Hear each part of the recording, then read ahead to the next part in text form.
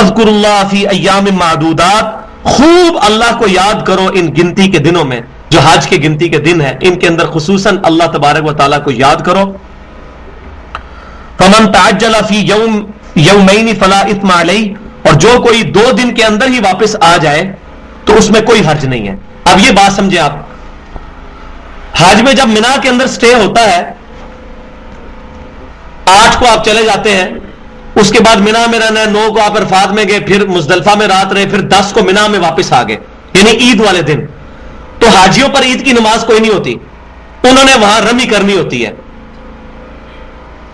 وہاں پر رمی کرنی ہے. انہوں نے 10 کو بھی وہاں رکنا ہے، اور پہلے دن رمی کرنے کے بعد پھر انہوں نے قربانی کرنی ہے.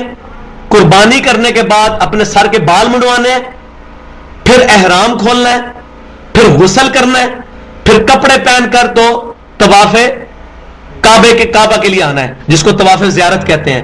یہ بھی بہت بڑا رکن ہے، وہ عام کپڑوں میں کرنا ہوتا ہے، یہ روٹین ہوتی ہے اس کی. لیکن وہ طواف زیارت کر کے واپس رات مینا میں ہی گزارنی ہے آ کے، یعنی عید کی سے اگلے دن کے درمیانی رات جو ہے 10 اور 11 کی وہ مینا میں. اور یہ بڑا مشکل کام ہوتا ہے کیونکہ بیک وقت لاکھوں لوگوں نے طواف کرنا ہوتا ہے. بعض لوگ بوڑھے لوگ ساتھ ہوں تو 10 12 گھنٹے میں طواف نہیں ہوتا، جو کہ 20 منٹ کا طواف ہوتا ہے صرف، تو اتنا ٹائم لگ جاتا ہے. تیسری منزل پہ ذرا آسان ہو جاتا ہے. تو رات مینا میں آگے گزارنی ہے، 10 اور 11 کی درمیانی رات وہاں گزارنی ہے، پھر 11 اور 12 کی درمیانی رات وہاں گزارنی ہے، پھر 12 کا دن کا بھی کچھ حصہ وہاں پر گزار کر اس کے بعد 12 کے غروب آفتاب سے پہلے، اور ان دنوں میں رمی بھی کرنی ہے، جو کنکریاں مارنی ہے. تو 12 کی جو مغرب سے پہلے وہاں سے کوچ کرنا ہے. تو اللہ تعالیٰ ہمارا جو کوئی وہ 2 دن گزار کے 11 اور 12 بھی آ جائے اس پر کوئی گناہ نہیں ہے.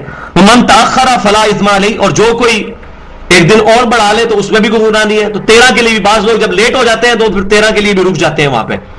اور اگر مغرب آپ کو 12 کی وہاں ہو گئی تو اب 13 کا دن کا بھی گزار کے حصہ تو پھر واپس آ سکتے ہیں، رات کو واپس نہیں آ سکتے. لمن اتقا، یہ اس کے لیے جو تقوی اختیار کرے. واتقوا اللہ، دیکھ لیں پھر وہی بات آ گئی، اللہ کا تقوی اختیار کرو. وَاعْلَمُوا أَنَّكُمْ إِلَيْهِ تُحْشَرُونَ، اور یہ تمہارے اوپر چیک یہ ہے، جان لو اس بات کو، أَنَّكُمْ إِلَيْهِ تُحْشَرُونَ، کہ تمہیں مر کر اللہ کے حضور اٹھنا ہے.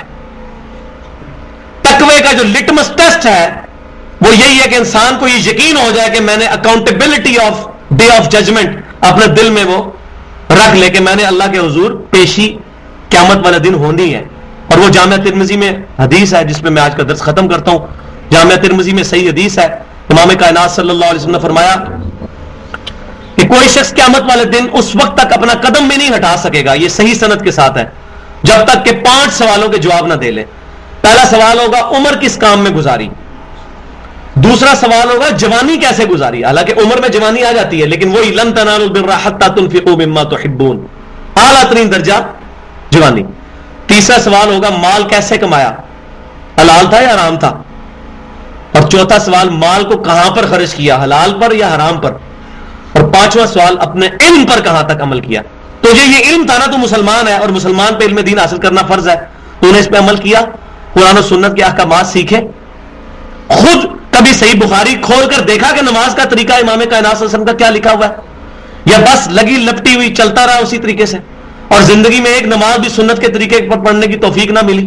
خود تحقیق کی، اور جو خود تحقیق کرے گا اس پر اللہ کا وعدہ ہے وَالَّذِينَ جَاهَدُوا فِينَا لَنَهْدِيَنَّهُمْ سُبُلَنَا، جو لوگ ہماری راہ میں کوشش کریں گے ہم اپنی راہیں ان کے لیے ضرور کھولیں گے.